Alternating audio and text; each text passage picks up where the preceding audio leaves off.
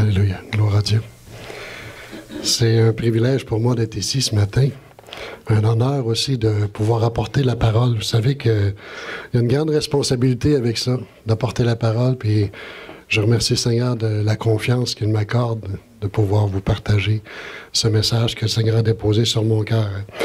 En début de réunion, notre sœur Danielle a parlé de nouvelle naissance. C'est tellement important que ce moment-là arrive dans notre vie. On ne veut pas être des gens qui ont adhéré à Jésus. On ne veut pas être des gens qui sont d'accord avec Jésus. On veut des gens qui sont repentis de leurs péchés, qui sont venus à la croix, qui sont nés de nouveau par le Saint-Esprit de Dieu. Et ça fait toute la différence dans une vie.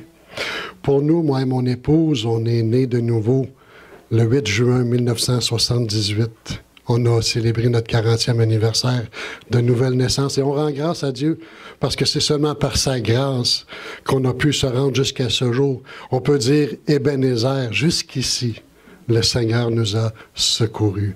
Et il est fidèle pour continuer, pour nous amener jusqu'à la fin de la course. Parce que j'ai cette assurance qu'il va nous garder dans ses voies jusqu'au jour soit de son retour ou qu'il vienne nous chercher. Peu importe. Paul a dit, pour moi, la mort est un gain. Mais s'il plaît à Dieu que je reste ici, bien, que je puisse le servir jusqu'au jour de sa venue. Amen. On va tourner, vous avez vos Bibles, on va tourner ce matin dans Romains au chapitre 8. On va essayer de travailler avec une main. Merci Seigneur. Gloire à Dieu. On va lire dans Romains chapitre 8, on va lire à partir du verset 31. Romains 8, 31. Que dirons-nous donc à l'égard de ces choses? Si Dieu est pour nous, qui sera contre nous? Lui qui n'a point épargné son propre Fils, mais qui l'a livré pour nous tous, comment ne nous donnera-t-il pas aussi toutes choses avec lui? Qui accusera les élus de Dieu? C'est Dieu qui justifie. Qui les condamnera? Christ est mort. Bien plus, il est ressuscité. Il est à la droite de Dieu et il intercède pour nous. Qui nous séparera de l'amour de Dieu, de Christ?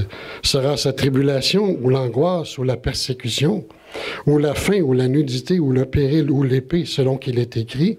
C'est à cause de toi qu'on nous met à mort tout le jour, qu'on nous regarde comme des brebis destinées à la boucherie. Mais dans toutes ces choses, nous sommes plus que vainqueurs par celui qui nous a aimés.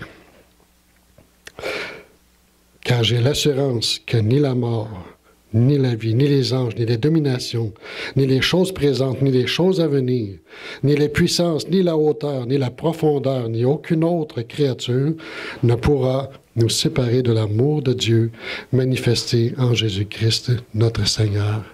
Amen. C'est tout un passage.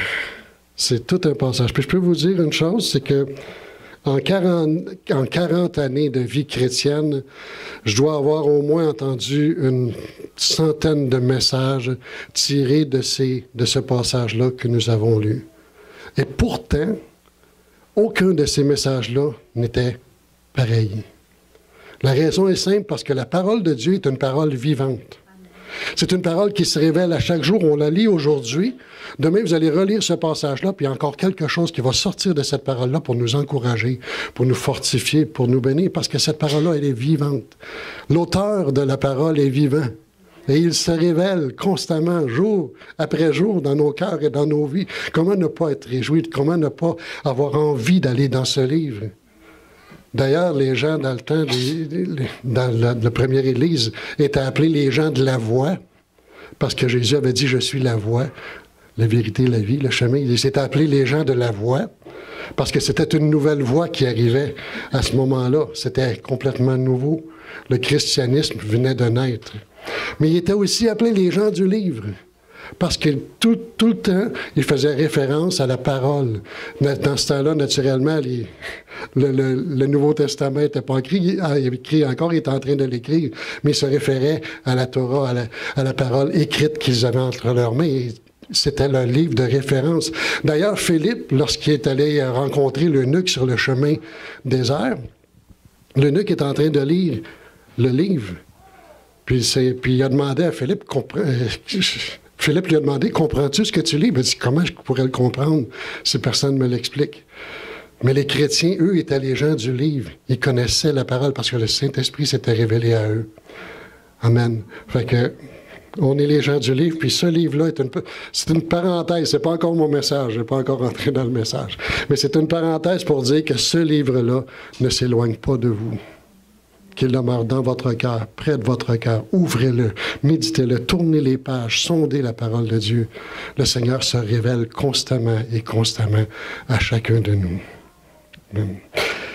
J'entendais les chants ce matin, puis les chants nous parlaient de sainteté. Transforme-moi, forme-moi, change-moi, sois le centre. Vous savez, dans la vie chrétienne, puis je peux parler par expérience, on n'a aucune difficulté avec le but de Dieu. La difficulté vient avec le moyen de Dieu. Parce qu'on veut être transformé, on veut échanger, on veut grandir dans les voies du Seigneur, mais le moyen que le Seigneur prend, c'est pas toujours le moyen que nous, on aurait pris. Et c'est ce que je veux vous parler de ce matin. Dans le passage qu'on a lu, je vois deux choses. Je vois l'épreuve et la victoire. Ce matin, je vais vous parler de l'épreuve de la foi. Parce que la foi doit être éprouvée. Si elle n'est pas éprouvée, on a un problème. On n'est pas sûr. On n'est pas certain. C'est pas parce que le Seigneur ne le sait pas, mais le Seigneur veut que nous le sachions. Alors, on va parler de l'épreuve de la foi, puis on va parler de tests. Notre vie va être constamment testée, éprouvée. C'est le moyen que Dieu a choisi pour nous amener à la perfection, pour nous faire grandir dans ses voies. S'il n'y a pas d'épreuve, s'il n'y a pas de test, il n'y a pas de croissance. Quelqu'un qui n'est jamais éprouvé ne peut pas expérimenter la grâce, la puissance et l'autorité du Seigneur dans sa vie. On a besoin de cela. C'est le moyen que Dieu a choisi pour nous amener de gloire en gloire en gloire. Ce n'est pas un moyen qui est facile. Le Seigneur n'a jamais promis un chemin facile, mais il nous a promis d'être toujours avec nous, de nous garder, de nous diriger par sa main puissante. Amen. Vous savez, premièrement, d'abord, ce n'est pas différent dans le monde. Si vous allez au marché, vous allez acheter quelque chose, quoi que ce soit que vous allez acheter, il y a une étiquette dessus. Et dans cette étiquette-là est décrit le contenu de ce que vous avez, les quantités. Tout a été mesuré, tout a été calculé, tout a été testé. Pourquoi? Parce que afin que vous ayez confiance dans ce que vous achetez. C'est important. Si vous achetez quelque chose qui traîne sur un coin de comptoir, vous ne savez pas c'est quoi, vous ne savez pas nécessairement d'où ça vient, comment ça a été préparé, vous allez avoir des doutes. La foi, c'est comme ça. Elle doit être testée, elle doit être travaillée pour être sûre, pour être certaine, afin que nous soyons affermis.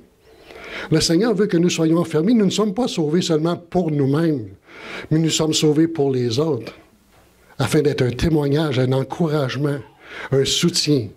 Alors, on regarde dans ces passages-là. J'ai trois tests dont je vais vous parler ce matin. Je ne sais pas combien de temps j'ai, mais je ne sais pas non plus combien de temps ça va prendre. Mais on va parler de 3 tests que la foi va éprouver et qu'on retrouve dans le monde. Par expérience de vie, j'ai travaillé dans une usine où on devait tremper la broche, une usine de broches, pour faire des ressorts d'automobiles pour les suspensions, là, comme chez Chrysler. Puis le test que cette cette broche-là devait subir, elle devait être chauffée dans un four à environ 1800 degrés, sur une longueur d'environ un fourneau d'à peu près une centaine de pieds. Ensuite, elle devait être refroidie légèrement dans un bassin de plomb et de zinc à 1000 degrés. Cette opération-là, on appelle ça le trempage de la broche.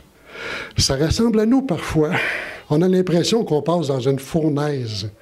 Puis tout d'un coup, on a un apaisement, un léger apaisement, mais tout cela produit quelque chose dans nos vies. Le test qu'on passait à la broche pour être certain qu'elle soit capable de résister, de supporter la résistance à laquelle elle devait être supportée, on la mettait dans une sorte de machine, un étau, qui mettait une pression sur la broche jusqu'à ce qu'elle brise. Puis le niveau où la broche brisait nous donnait la qualité du ressort. Puis, mettons un exemple, si la broche pouvait casser à 70 000 livres de pression, mais elle était acceptable pour aller plus loin dans l'opération de fer de ressort. Nous aussi, parfois, notre vie est sous pression et nous sommes éprouvés presque. Même le Seigneur nous brise. Il a besoin de nous briser pour savoir où est-ce qu'on est rendu. Mais le Seigneur ne veut jamais nous détruire. Il veut nous former, nous rendre plus forts.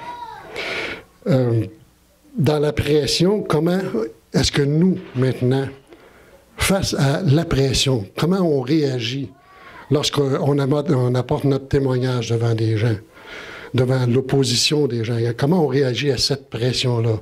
Est-ce qu'on continue de briller ou tout d'un coup, la lumière s'éteint, puis après ça viennent les regrets?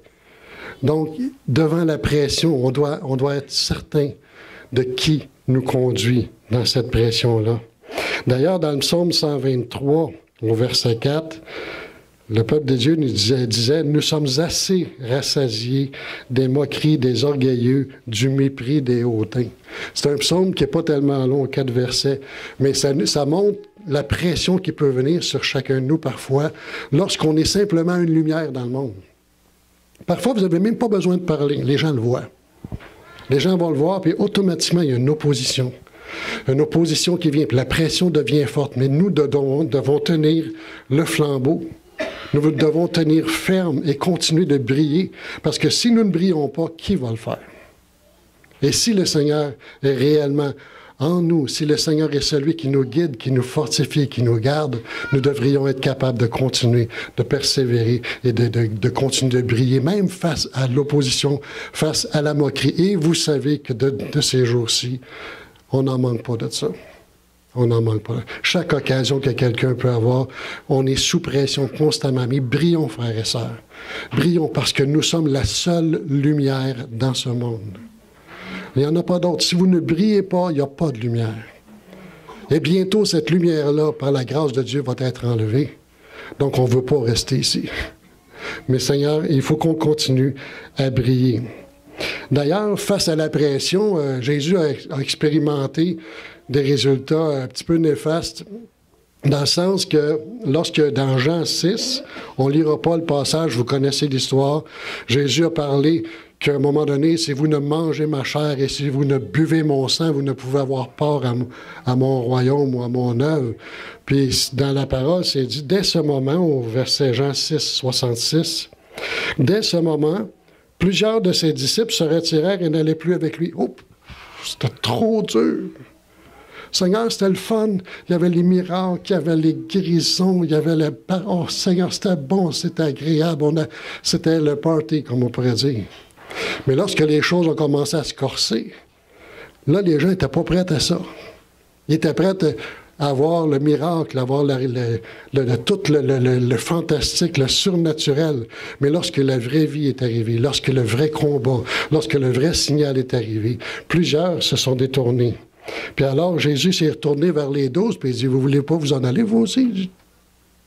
Hein? Allez, les autres sont tout partis, vous, qu'est-ce que vous allez faire?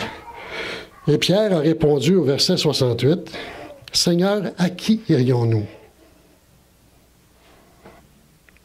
Comme quelqu'un avait déjà dit à un homme qui était malade, puis qui s'était découragé, puis il tournait un peu le dos vers le Seigneur. Puis ce frère-là lui a dit, « Si tu me trouves quelqu'un de mieux que lui, dis-moi-le. Si tu me trouves quelqu'un de meilleur que Jésus, dis-moi-le. » Puis le frère est obligé de dire, « Non, Jésus, c'est le meilleur. C'est le seul. » Puis tranquillement, il s'est fortifié dans son âme, puis est revenu.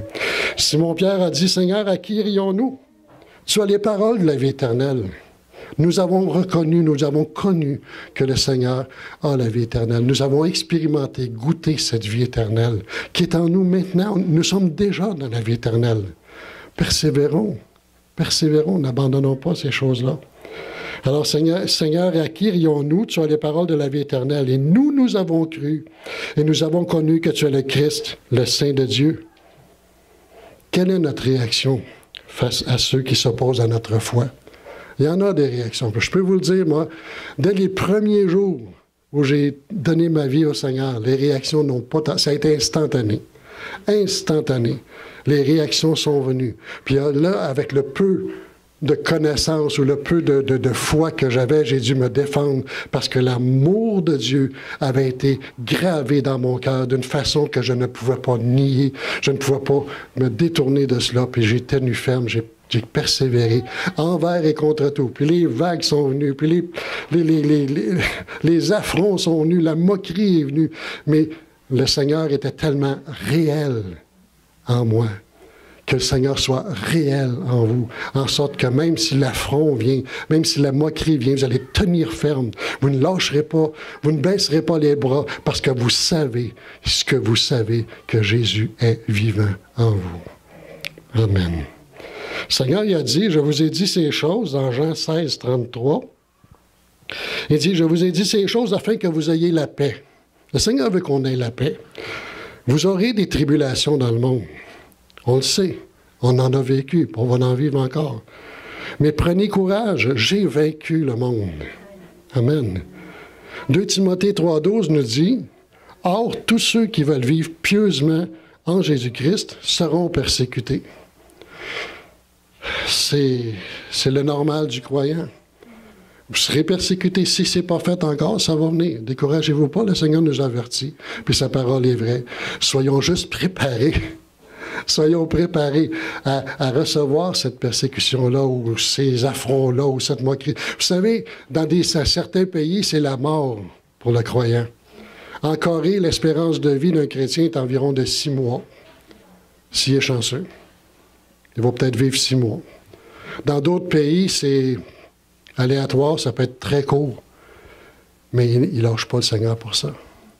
Nous, la persécution qu'on peut subir au Québec, au Canada, est beaucoup plus subtile, mais pas moins pernicieuse, pas moins dangereuse, parce que combien sont, face à cette persécution-là, subtile, se découragent, baissent les bras. Prions que le Seigneur nous fortifie, qu'il nous aide, parce qu'on va être persécutés. On va être moqués, on va se rire de nous. Oh, des fois, ça va être juste dans notre dos. Des fois, ça va être directement devant nous. Mais tenons ferme, frères et sœurs. Reconnaissons la grâce qui nous a été faite. Que cette grâce-là soit réelle, vivante et puissante en nous. Amen. Alléluia. Un deuxième test que j'ai expérimenté dans ma vie séculière. D'ailleurs, je suis encore au travail aujourd'hui. Je pourrais prendre ma pension, mais je ne le fais pas parce que j'aime mon travail. Mais un test qu'on avait, c'est un test que j'appelle un test d'exécution ou de conformité. Je travaillais pour une compagnie qui s'appelle Singer, qui faisait des machines à coudre dans les années 70. Puis, dans cette compagnie-là, je devais tester les machines. J'étais inspecteur et réparateur de machines à coudre. Lorsque la machine arrivait à moi, je devais vérifier que tout était monté bien comme il faut, mais je devais vérifier aussi que la machine à coudre était capable de coudre exactement comme elle devait faire. Puis c'était le début des machines électroniques, la Diana 640, je ne sais pas s'il y en a que ça peut leur rappeler un souvenir, mais peu importe. Puis elle faisait des patrons de couture assez spéciaux, du nid d'abeille, de la boutonnière, toutes sortes du zigzag, donc tous des patrons spéciaux, mais moi je devais m'assurer qu'elle faisait le bon patron, qu'elle faisait la bonne chose. Puis à un moment donné, un de mes amis, il m'invite chez lui, puis il me dit, regarde, Gaétan, j'ai acheté une machine à coudre, la Diana 640. Ma femme est épatée de cette machine-là. C'est merveilleux. Regarde comment que ça fonctionne bien, puis ça. Mais ça tombe bien, j'ai inspecteur réparateur de cette machine-là, justement. Fait qu'il dit, peux-tu me l'amener? On va voir si vraiment elle fait les choses comme elle doit le faire. Et puis nous, dans l'usine, on vérifiait pas systématiquement chaque machine. on en vérifiait peut-être 1 sur 10. Puis là, il commence à coudre avec ça. Je dis, attends, arrête. Cette machine-là ne fait pas la bonne chose. Il dit, non, regarde, moi, comment c'est bon. Oui, mais attends une minute. Je vais l'ajuster, puis tu vas voir ce qu'elle peut vraiment faire. Puis quand je l'ai ajusté, il n'en revenait pas. Le nid d'abeille était continu, c'était beau, tu pouvais tirer, c'était incroyable, il n'en revenait pas. Puis souvent, dans notre propre vie, on a des changements qui semblent évidents, mais il y a besoin d'ajustement. Puis le Seigneur vient par son Saint-Esprit et par sa parole pour faire des ajustements dans nos vies. On a besoin d'être ajustés. On a besoin de, comme on dirait le langage informatique, on a besoin de mise à jour. On a besoin d'une mise à jour. Comme Windows fait souvent des mises à jour sur les ordinateurs, c'est incroyable. Mais nous, on a besoin de mise à jour. C'est pour ça qu'on a besoin de la parole, on a besoin de la prédication, on a besoin de rentrer dans la parole, de la prière, d'être sensible à ce que le Seigneur veut faire dans nos vies, parce qu'on a besoin de mise à jour. D'ailleurs, quand on parle de conformité, d'obéissance, qui sont toutes reliées à ce test-là, on parle de test d'exécution, on parle d'obéissance. Abraham a été grandement éprouvé dans cette façon-là. Sa foi a été grandement éprouvée parce que le Seigneur il avait dit soit un fils, soit le père d'une multitude de nations. Puis en Genèse 22:2, Dieu dit, prends ton fils, ton unique, celui que tu aimes, Isaac. Va-t'en au pays de Moria, et là, offre-le en holocauste sur l'une des montagnes que je te dirai. Est-ce que le Seigneur voulait vraiment tuer Isaac? Non. Mais le Seigneur voulait éprouver la foi d'Abraham, qui, en passant, est considéré comme le père de la foi. Donc, il a été durement éprouvé. Puis, Abraham, dans son amour pour Dieu, dans sa foi, pouvait croire que même si Isaac allait mourir, que Dieu avait la puissance de le ressusciter. Et pour ça, parce que la foi d'Abraham était forte, était grande, était réelle dans sa vie, il a été capable d'aller jusqu'au bout et le Seigneur l'a arrêté. Puis on a vu le miracle qu'il a pourvu un bouc à la place d'Isaac. Ça nous fait penser au salut. Ça nous fait penser à l'œuvre que le Seigneur a fait lui-même pour nous. Nous devions, nous, pécheurs, être sacrifiés sur la croix. Nous étions dignes de mort. Nous méritions ce jugement. Mais Dieu a pourvu l'agneau à notre place, qui est venu, sans dire un mot, qui a accepté de mourir à la croix pour nous. On était juste dignes de tout cela. Mais dans la grâce de Dieu, le Seigneur est venu nous sauver. Alors, Abraham a passé le test. Il a passé le test d'exécution. Joseph, lui aussi a été éprouvé d'une façon différente. Il a été rejeté par ses frères, vendu en Égypte comme esclave. Il s'est retrouvé chef de la maison de Potiphar. Et là, le test vient. Madame Potiphar le trouve pas mal joli. Puis elle veut absolument avoir couché avec lui. Mais Joseph avait quelque chose de réel, de puissant dans sa vie qu'il lui a dit, puis je vais abréger. Dans Genèse 39, au verset 9, après que Mme Potiphar lui avait demandé à nombreuses reprises d'aller coucher avec, il lui dit, « Il n'est pas plus grand que moi dans cette maison, et il ne m'a été rien interdit, excepté toi. Parce que tu es sa femme, comment ferais-je un aussi grand mal et pécherais-je contre Dieu? » Oh, le péché, c'est pas contre l'homme. Quand on pêche contre Dieu. La foi de Joseph était puissante. Et à cause de cela, il a payé un prix cher. Il s'est retrouvé en prison. Mais les voies de Dieu sont tellement grandes, sont tellement merveilleuses. Auriez-vous pensé qu'un jour le Seigneur allait vous sauver? On n'est pas chrétien, on ne vient pas au monde chrétien. Là. Auriez-vous pensé qu'un jour, vous seriez sauvé, assis dans une église, en train de louer le Seigneur, bénir le Seigneur et recevoir et entendre sa parole? Moi, il y a 40 ans, je ne pensais pas ça. Mais le Seigneur m'a convaincu de péché, de justice et de jugement. Quelle grâce merveilleuse le Seigneur m'a faite. Amen. Merci Seigneur. Je bénirai toujours le Seigneur pour cela. On regarde aussi un autre exemple obéissance, de conformité ou d'exécution, c'est lorsque David a voulu ramener l'arche qui était chez Obed-Édom. Il a voulu ramener l'arche, et Obed-Édom était béni, l'arche de Dieu était là, puis Obed-Édom était béni. David dit, non, t'as une minute, là. Il dit, nous aussi, on veut participer à la bénédiction. L'arche de Dieu, c'est pas là-bas qu'elle doit être. Elle doit être à Jérusalem, dans le temple. Puis David a voulu ramener l'arche, puis il a voulu le ramener à sa façon. Il dit, on va faire des grands honneurs, d'une grande fête, une grande festivité. On va faire les choses grandioses, merveilleuses, extraordinaires. Le spectacle va être total, puis on va ramener l'arche dans le temple à Jérusalem. Problème. Ils ne l'ont pas fait comme il faut. Puis Uza a étendu sa main pour protéger l'arche de tomber. Puis Uza a été frappé de mort. David, il est venu en colère, puis il dit, non, je ne ramènerai pas l'arche. Plus tard, David a dit, non, il faut vraiment que l'arche revienne ici. Et au verset, 1 Chronique 15, au verset 11, puis si vous voulez tourner, on va le lire, ce passage-là. Si vous avez vos Bibles, oui. 1 Chronique 11. David appela les sacrificateurs, Tsadok et Abiatar et les Lévites, Uriel, Assaja, Joël, Shemaïja, Eliel, Aminadab, et il leur dit, vous êtes les chefs de famille des Lévites, sanctifiez-vous, vous et vos frères, et faites monter à la place que je lui ai préparée l'arche de l'Éternel, du Dieu d'Israël. Parce que vous n'y étiez pas la première fois, l'Éternel, notre Dieu, nous a frappés, car nous ne l'avons pas cherché selon la loi.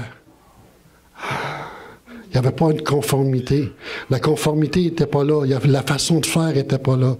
Le Seigneur, dans son livre, nous a donné la façon de faire. Je pense à un passage d'Ésaïe, lorsque le Seigneur dit, il parle des cultivateurs, comment qu'on place la semence.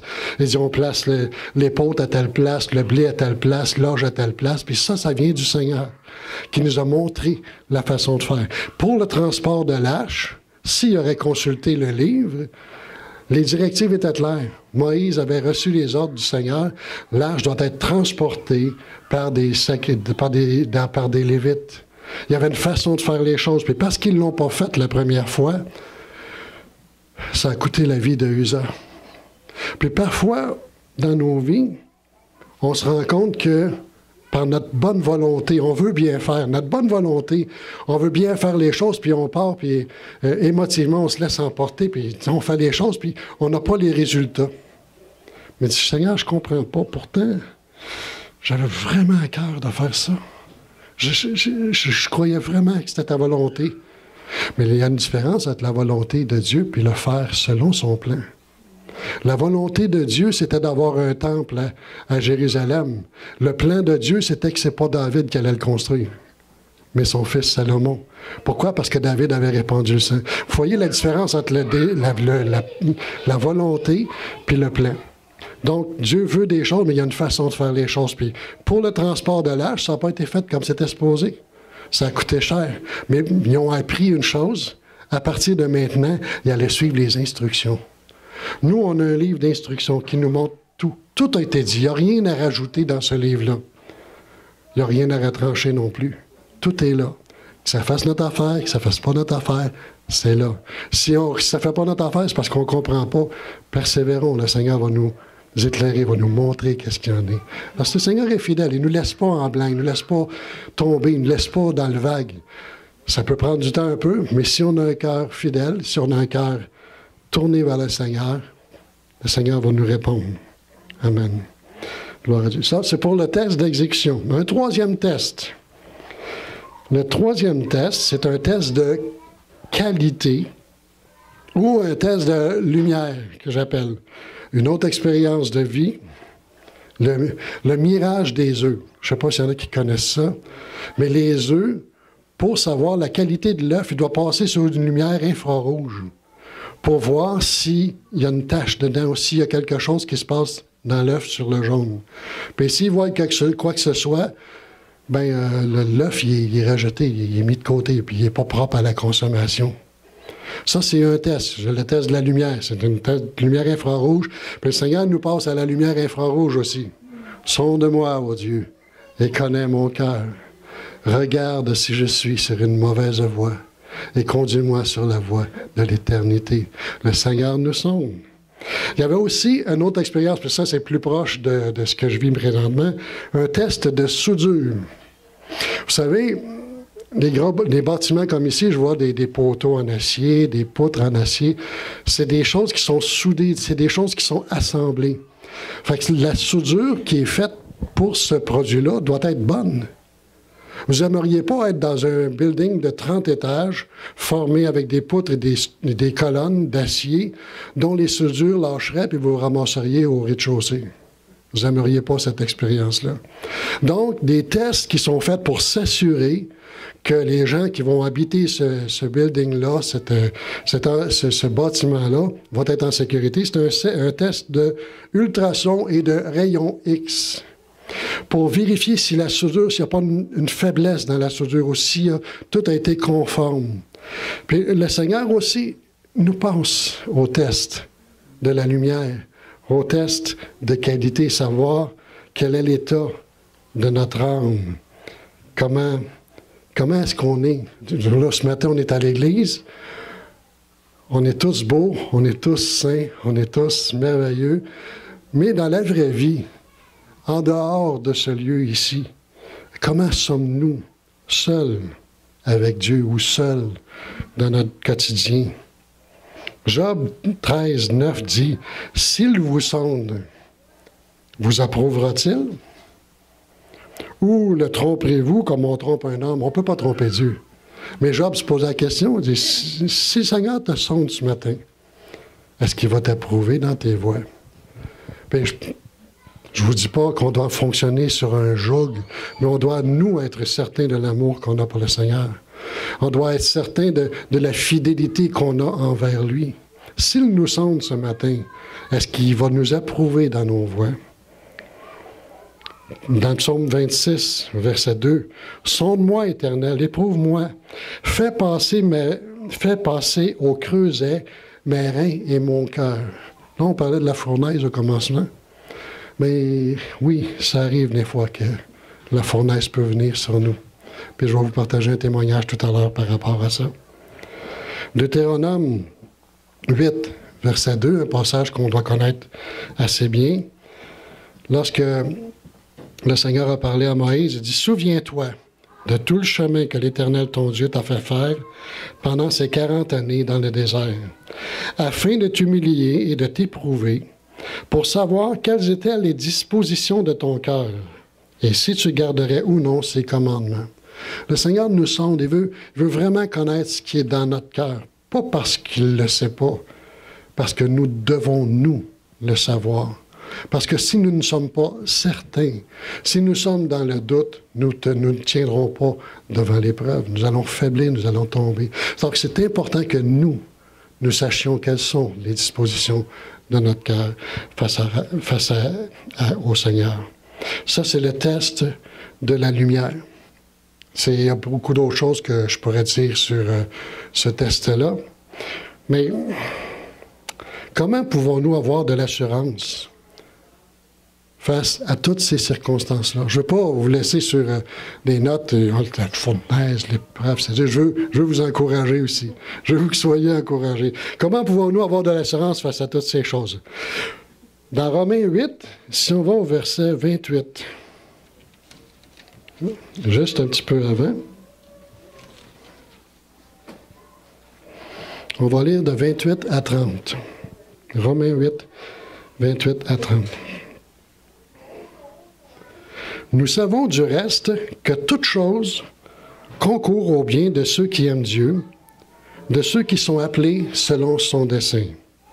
Car ceux qu'il a connus d'avance, il les a aussi prédestinés à être semblables à l'image de son Fils, afin que son Fils fût le premier-né entre plusieurs frères. Et ceux qu'il a prédestinés, il les a aussi appelés. Et ceux qu'il a appelés, il les a aussi justifiés. Et ceux qu'il a justifiés, il les a aussi glorifiés.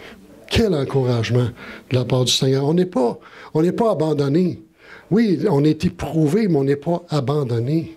Le Seigneur est avec nous dans l'épreuve. Shadrach, Meshach et Abednego, ils ont été dans la fournaise. Ils n'étaient pas seuls. Ils n'étaient pas seuls dans la fournaise. Ils ont tenu ferme. Ils n'ont pas faibli dans la foi.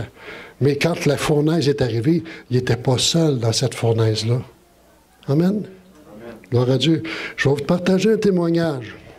On est en 1987.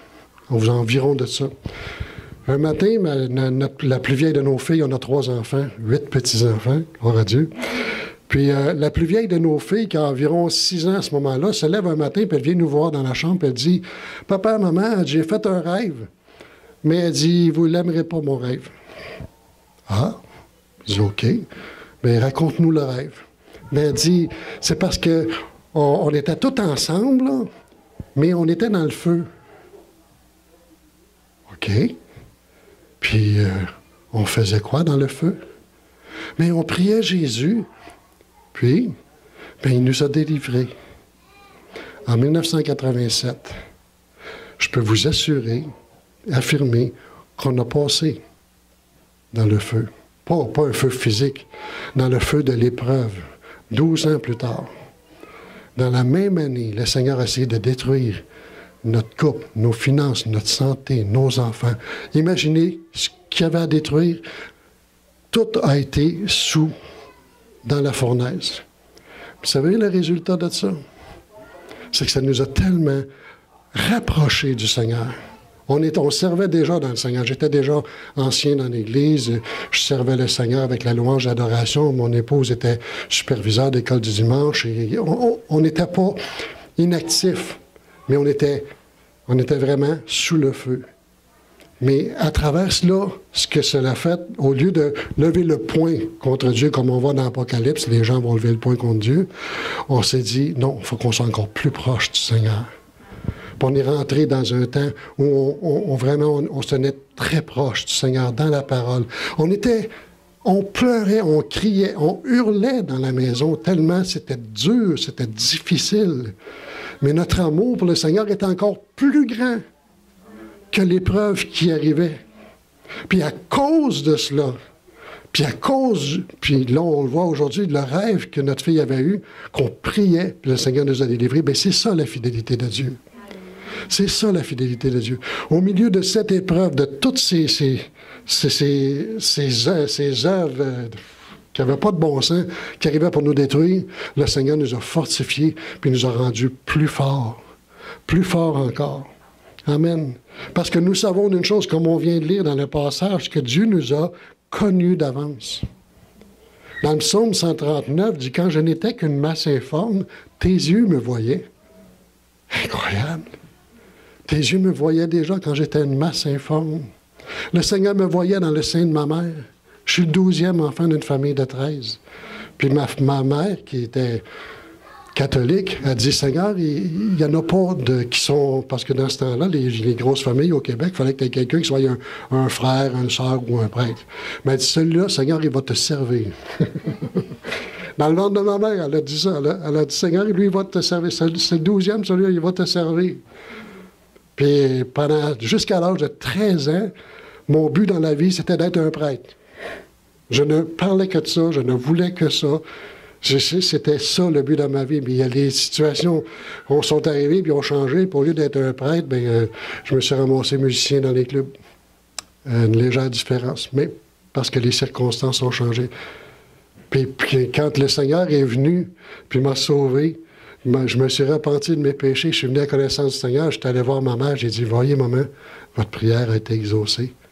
Elle dit, t'es pas un prêtre? Je dis, non, maman, je suis pas un prêtre, je suis un serviteur du Seigneur. Je suis un serviteur du Seigneur. Le Seigneur exauce les prières. Amen. Gloire à Dieu. Puis tout ça pour dire que nous avons été connus d'avance. Ce n'est pas un hasard si vous êtes ici ce matin. Vous avez été connus d'avance. Le Seigneur le savait. Il y a déjà un plan de préparer pour vos vies. On a été prédestinés. Le plan du salut, l'œuvre que le Seigneur a accomplie pour nous à la croix, nous prédestine à ce salut si grand et si merveilleux. Il nous a appelés. On a entendu son appel, soit par un témoignage, soit pour, comme moi, quand j'étais convaincu de péché, j'ai entendu Dieu audiblement dans mon oreille, parce que je venais de porter un jugement sur Sodome et Gomorrhe. J'ai dit, Seigneur, ils sont dignes de ce jugement-là. J'ai entendu une voix audible dans mon oreille, mais tu es exactement comme eux. Tu mérites le même jugement. Je n'étais pas au Seigneur, je ne connaissais pas grand-chose de Dieu à ce moment-là. J'étais effondré. J'ai pleuré, toutes les larmes de mon corps. J'avais plus de larmes, je pleurais encore. J'étais désespéré. J'ai dit, Seigneur, qu'est-ce que je dois faire? Et c'est toujours la bonne question à poser au Seigneur. Parce que quand vous posez cette question-là au Seigneur, le Seigneur va répondre. Ça a pris quelques mois, mais le Seigneur a répondu. Puis je rends grâce au Seigneur aujourd'hui pour cela. Mais on a été prédestinés, on a été appelés, on a été justifiés. Justifiés parce que Jésus a tout accompli. Il n'y a rien à rajouter. Il ne manque rien à l'œuvre de Jésus. S'il y en a qui vous disent qu'il y a... Non, il ne manque rien. L'œuvre de Jésus est parfaite. L'œuvre de Jésus est complète. Il n'y a rien à ajouter. Et nous avons été glorifiés. Pourquoi? Parce que Jésus est maintenant assis à la droite du Père. Puis il attend juste qu'on arrive avec lui. C'est déjà fait. Dans les lieux célestes, c'est déjà fait. Tout ce qu'il nous demande, c'est de persévérer, de ne pas lâcher, de continuer jusqu'à la fin. Amen. En conclusion, je peux vous dire que l'épreuve de la foi, ça va toujours être une épreuve. Ça ne sera pas autre chose qu'une épreuve, mais ça peut devenir une bénédiction. Amen. Jacques, dans Jacques 1, verset 2, un passage que pendant des années, je pourrais dire que, je ne peux pas dire que j'ai détesté ce passage-là, je ne le comprenais pas. Puis je n'aimais pas l'entendre. Mais Jacques 1, 2, c'est un passage qui est vrai, qui dit, « Mes frères, regardez comme un sujet de joie complète les diverses épreuves auxquelles vous pouvez être exposés, sachant que l'épreuve de votre foi produit la patience. Mais il faut que la patience accomplisse parfaitement son œuvre afin que vous soyez parfaits et accomplis sans rien faillir. » Au verset 12, « Heureux l'homme qui supporte patiemment la tentation, car après avoir été éprouvé, il recevra la couronne de vie que le Seigneur a promise à ceux qui l'aiment. » Amen. On a des merveilleuses promesses. On a l'épreuve, on a tellement des merveilleuses promesses qui nous aident à supporter, puis à continuer, puis à persévérer. Le prix de la fin de la course est tellement merveilleux, tellement glorieux, tellement grandiose. Qui voudrait lâcher? Qui voudrait arrêter? Pensez à la couronne, pensez aux récompenses, pensez à simplement voir le Seigneur face à face. Celui qu'on adore sans l'avoir vu, un jour nous le verrons face à face, dans sa gloire, glorifié, merveilleux, magnificent. Juste ça, là, ça vaut tout le reste. Il n'y a pas d'épreuve qui peut nous empêcher de persévérer. On va persévérer à cause de l'espérance vivante que le Seigneur a mis dans nos cœurs. Amen. Luc 22, 31. Le Seigneur a dit à Simon, « Simon, Satan vous a réclamé pour vous cribler comme le froment. » Et on sait que l'œuvre de Satan, le désir de Satan, il ne vous aime pas. Il ne m'aime pas, il ne nous aime pas, il nous déteste. Puis tout ce qu'il veut, c'est notre perte. Il veut nous cribler comme le froment. Dans le monde, il n'y a pas de problème. Nous, on est un problème pour Satan. Parce qu'on marche dans les voies de Dieu. On brille pour le Seigneur. Satan t'a réclamé pour te cribler comme le froment. Mais, le mais de Dieu, encore une fois, est puissant. J'ai prié pour toi, afin que ta foi ne défaille point. Et toi, quand tu seras converti, affermis tes frères. Frères et sœurs, toutes les épreuves que vous pouvez passer dans votre vie ont un but. Vous affermir dans la foi, afin de vous rendre inébranlable, d'être un témoignage et un encouragement pour ceux qui sont éprouvés. Ayant traversé ces épreuves-là, vous pouvez regarder en arrière et dire, « Seigneur, à travers cette épreuve-là, ce que tu as fait en moi m'a rendu plus fort, plus près de ton cœur. Tu m'as affermi par cette épreuve. » Parce que le but de Dieu n'est pas de nous détruire, loin de là, Parce qu'avec la tentation, il prévoit aussi le moyen d'en sortir, afin qu'on puisse la supporter. Alors, mon encouragement pour vous ce matin, puis mon désir, c'est que chacun de vous, quand vous vivez des épreuves, pas si vous vivez des épreuves, non, quand vous vivez des épreuves, parce que vous allez être éprouvés, peut-être vous l'êtes maintenant, prenez courage. Faites comme David qui reprit courage en s'appuyant sur l'Éternel, son Dieu. Appuyez-vous sur le Seigneur. Ne baissez pas les bras. Appuyez-vous sur le Seigneur. Ça fait mal, saute encore plus haut, monte encore plus haut. Loue encore plus le Seigneur. Vous dites, ça fait un non-sens. Oui, mais je suis dans la douleur, je suis dans la souffrance. Comment est-ce que je voudrais... C'est ta seule porte de sortie. C'est pas vers le bas, la porte de sortie, c'est vers le haut. Je lève les yeux vers les montagnes. Est-ce que les montagnes vont me donner le secours? Non! Le secours vient de l'Éternel. C'est lui qui a fait la terre et les cieux. C'est à lui qu'on doit regarder. Et si vous regardez à lui, en tout temps, en toutes circonstances, dans l'épreuve, le Seigneur est fidèle. Il vous gardera, il vous affermira, il vous glorifiera. Que le Seigneur vous bénisse. Amen.